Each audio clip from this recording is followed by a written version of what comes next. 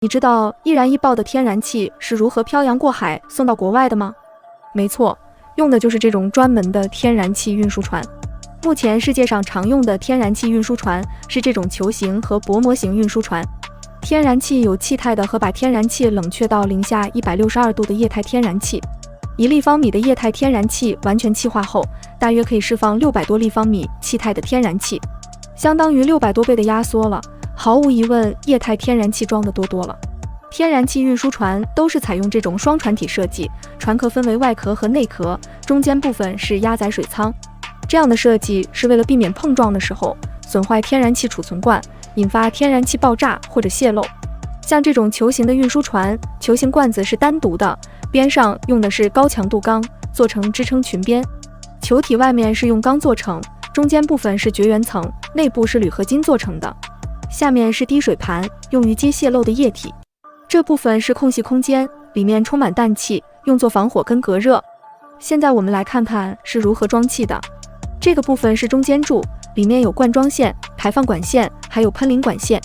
排放管和喷淋管下面还安装了泵，天然气通过灌装线装到存储罐。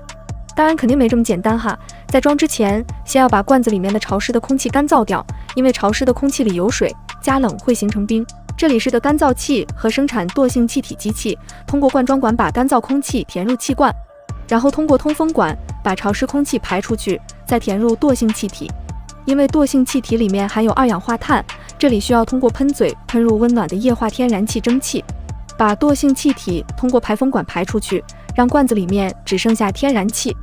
还有在装之前要把气罐进行降温，在球中心部位温度要降低到零下115度才行，这个是为了防止热应力的产生。处理好这些之后，就可以装载液态天然气了。当然，装的时候不会装满，这个是防止液态天然气膨胀和压力失控的风险。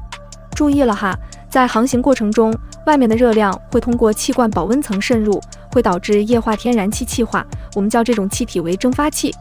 为了防止蒸发器在罐子内气压过高，会把这些蒸发气输送给发动机作为燃料用掉。这里就是发动机和燃料箱位置了，它是双燃料系统。蒸发器就是通过这里的管道输送到发动机，后面这里配备了淡水和污水处理系统，还有发电设备。外面这部分就是驾驶舱和船员的休息、住宿区域了。当然，救生船是必不可少的。这一部分是在液化装置，上面这部分就是输送和输出管道了。因为这些安全设置，装完之后就可以漂洋过海送出去了。现在你明白了吧？